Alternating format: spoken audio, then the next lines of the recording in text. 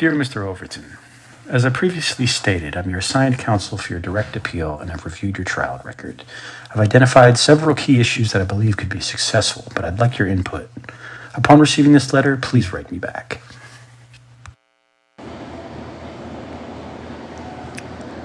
Dear Terrell, I've written you several letters, and you haven't written me back yet. Yeah, we talk on the phone, but the phone has limited time, and I would like for you to write me, okay? Take care and be safe. Those letters were for me.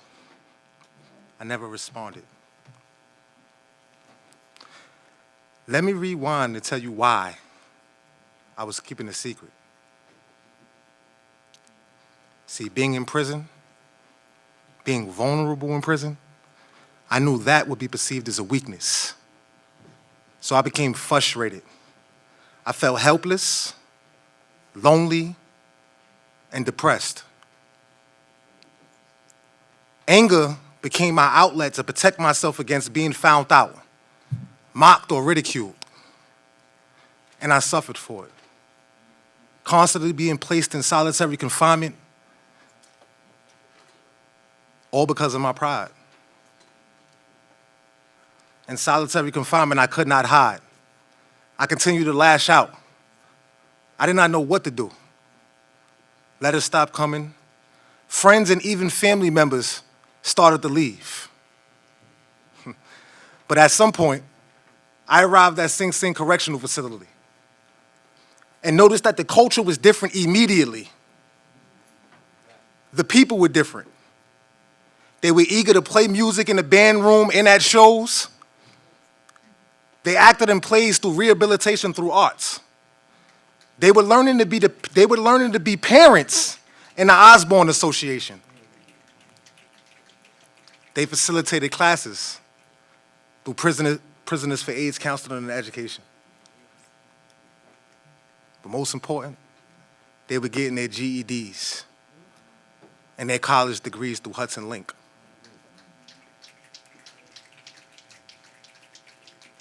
I wanted to be involved. See, I wanted to play music, but I can't. I wanted to learn to be a parent, but I can't. I wanted to facilitate classes, but I can't. I wanted to get my GED, but I can't. Was all I kept saying in my head, because though there were so many things that I wanted to be involved with, I knew that in order to participate, I would have to be vulnerable and speak the truth about what lied inside of me. I wasn't ready. So I resisted. A few years later, while attending a class in a school building, I walked into the office of Miss Arlene Muhammad, Hudson Link's educational coordinator at the time.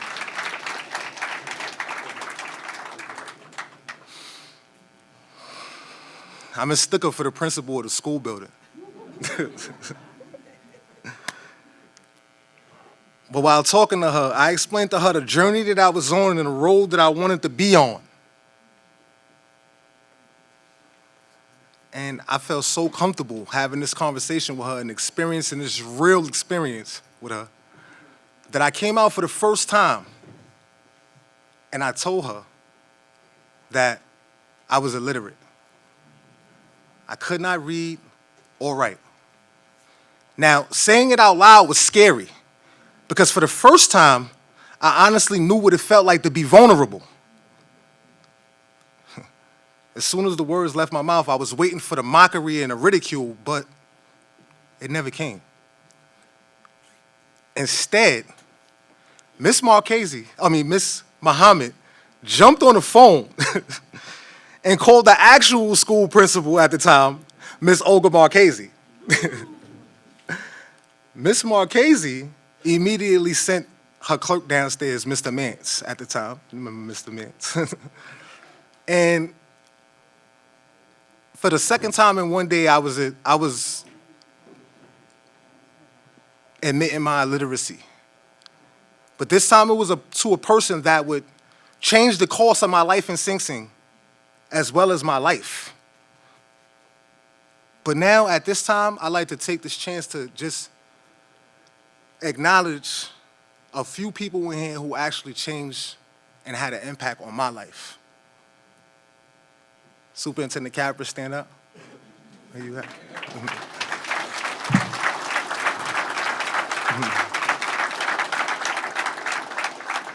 Thank you for allowing me to return to Sing Sing, right? And for putting education at the forefront. Your vision will live on in Sing Sing because of the educational culture you've allowed to flourish. I'll say it again. Your vision will live on in Sing Sing because of the educational culture you've allowed to flourish.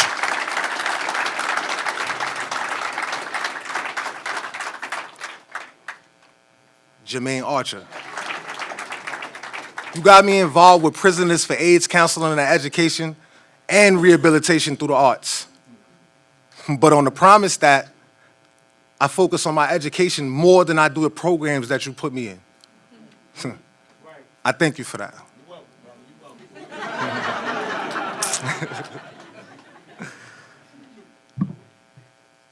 John Adrian Velasquez. And that serious face. We all know that serious face. But that serious face helped me to focus more on my future rather than my current circumstances. Because it was all about seeing what I would be in the future and not what I was at that moment or at any moment during my prison sentence. Wilfredo Larraquente.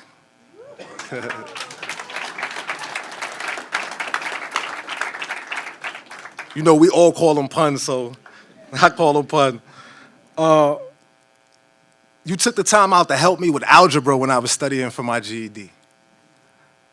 But one of the most important things you did was stress to me character currency. Character currency. So all of y'all, I thank you for seeing the value in me when I didn't even see the value in myself.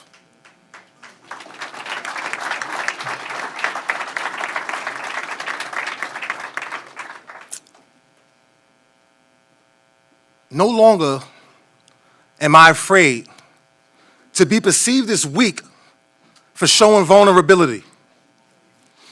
Weak has been replaced with I am confident. I am an overcomer. I am resilient.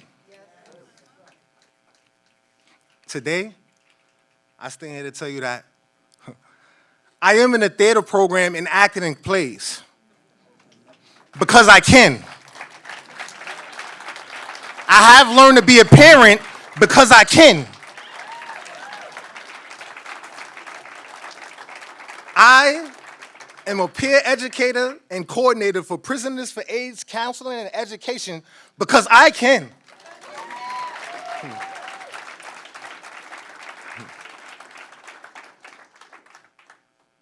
I finally got that GED.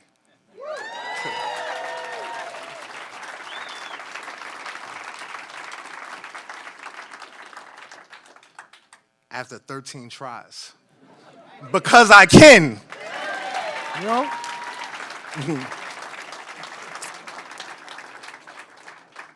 I will get my college degree. Because I can. Right? See, the hardest thing about being illiterate was not learning how to read. It's being vulnerable enough to say, I love myself, I'm illiterate, and I need help.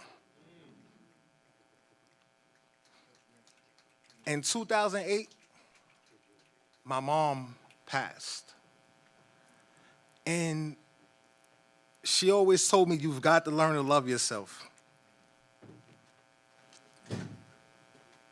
Loving me meant that I had to be vulnerable. I'm living out her words today because I love myself, because I am vulnerable. And I'm a mentor too. So today, I I can read and respond as noted in this letter that I wrote to my wife, Sarita, where I say, "Good morning, gorgeous. I know the phone call was short, so I'm writing this letter to tell you I love you and have a great day and be safe."